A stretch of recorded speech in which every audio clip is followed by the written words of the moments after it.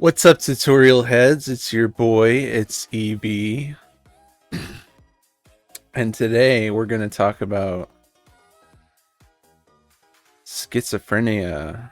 That's right. So, a lot of people seem to know nothing about this. I remember I made this meme a while back. The schizophrenia iceberg.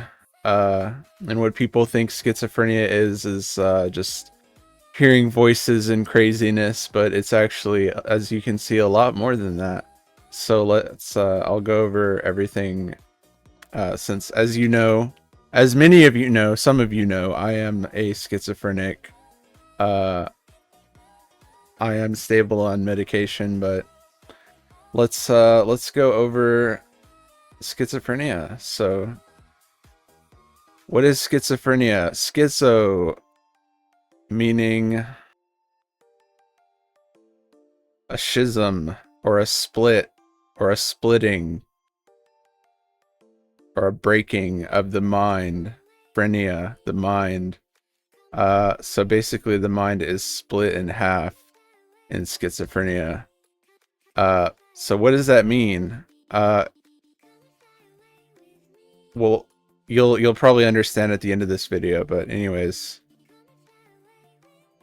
Onset is from the age of 19 to 25. It can be younger. In early onset schizophrenia, they have that as can be a thing. It's episodic, the onset, so it starts out between the ages of 19 and 25. You might have an episode, or a schizophrenic will have an episode, and before that episode, that first onset, the person is perfectly normal. There's nothing wrong with them. They might have a phase of an onset phase before the onset, where they kind of withdraw socially and stuff, and they start to kind of act a little bit different, act a little bit weird, and that's sort of like the early warning signs of schizophrenia onset. It's called schizophreniform, or there's like another word for it, I forget. But anyways, it's episodic, which means you'll be, if you have it and you have onset, you're having your episodes, you'll have episodes of just psychosis episodes. So you'll have psychosis, you'll be hearing voices, maybe you'll be seeing things, maybe you'll have delusions, and these are all positive symptoms, which is something I'll go over shortly. But anyways, the idea when you are episodic and you are in schizophrenia onset is to seek treatment and get treatment, and the treatment handles a lot of this. So symptom classes, there are 3 classes to schizophrenia symptoms. So you have the positive symptoms, which are things that are there that are not supposed to be there. There are like hearing voices, or having delusional thinking or delusions, like thinking you have superpowers, or thinking you're about to inherit $4 billion and stuff like that. And then there's the negative symptoms, which are lack of things that are supposed to be there, so it kind of mimics depression.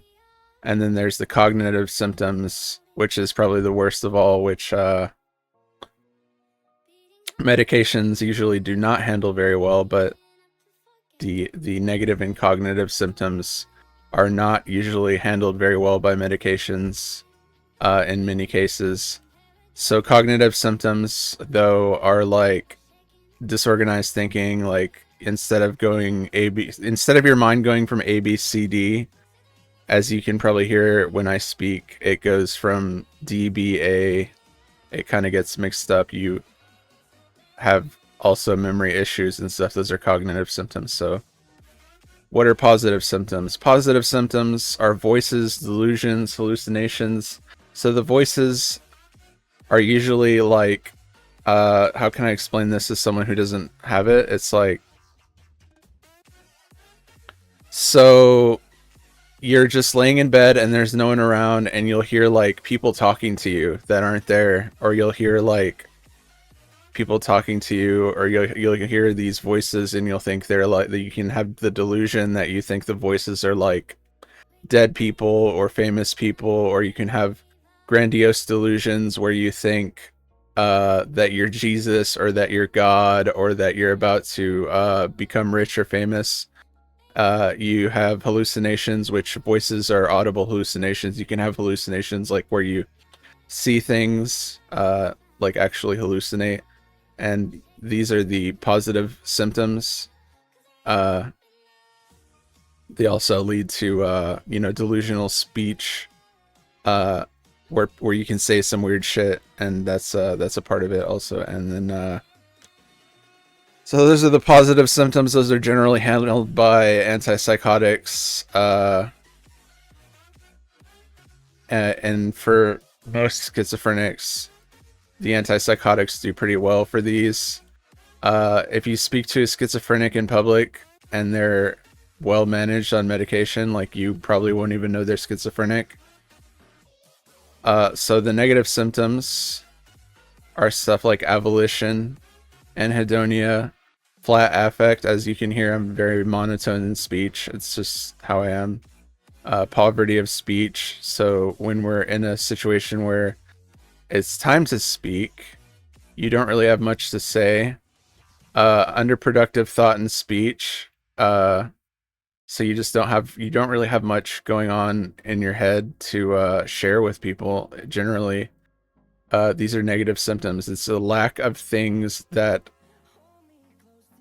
are supposed to be there that are not there. So avolition is where you have this profound lack of will, lack of drive. So like driving to the store to get gas is like, to you, it's like climbing Mount Everest. It just feels impossible and you can't do it. You can't get out the door. That's avolition. It also can happen with video games, and it mimics avolition and anhedonia. These mimic depression quite a lot. These are just schizophrenia negative symptoms. It's something that medications don't really do much about. It's why they add separate medications to handle these. Underproductive thought and speech. It's pretty self-explanatory. You're not really thinking or planning for the future. You're not really, very productive in general. So cognitive symptoms are things like memory issues, disorganized thoughts, disorganized speech, inability to think or plan. And then this is disorganized thinking and disorganized speech and going off topic, where you start a train of thought and you start speaking, and instead of going A, B, C, you'll go C, A, B, and then you'll go completely off topic sometimes and go 69, 420. That's the cognitive symptoms. You also have memory issues. So like you can have like for me, for example, I have entire years during my onset where I just have no memory of any of it. Disorganized speech, I explained that. Inability to think or plan. It's pretty self-explanatory. And you might notice if a lot of people speak to me, when they're speaking to me, I'm going off topic a lot. So they'll often say like, what are you talking about? That has nothing to do with whatever, blah, blah, blah. So that's called derailment. And that's the thing that can happen a lot. That's also a cognitive symptom. So the high-functioning schizophrenic is on medication that manages their symptoms. They're high-functioning like me. I'm able to put together this presentation and explain everything in a fairly normal way, I guess. They can string thoughts together. They can, get stuff done. They can take care of everything that they need to take care of, like money stuff and that stuff like that. if you meet one of these on the street, a high-functioning schizophrenic, you might not even know they're schizophrenic unless they tell you. That's just a thing. Because only 1% of the population is schizophrenic. So if you run into one, odds are you won't know it.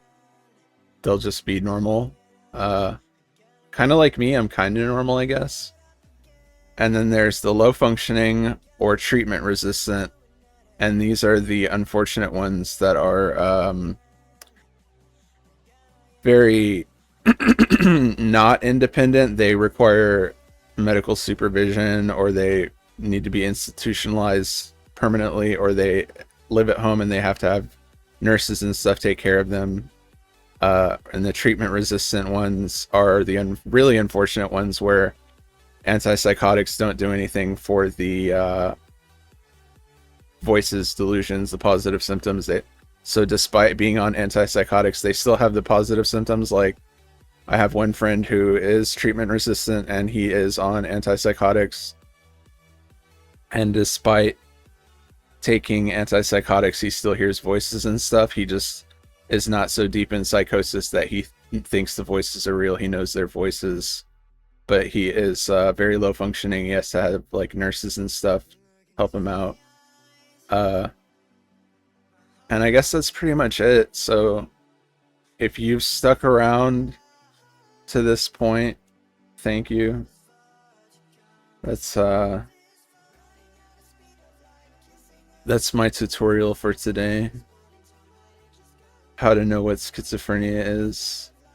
And if you have any of these, like, if you have any of these symptom classes, or actually it's the onset, like, if you have the onset early warning signs, definitely get checked out by a physician or psychiatrist, just in case. All right, peace out.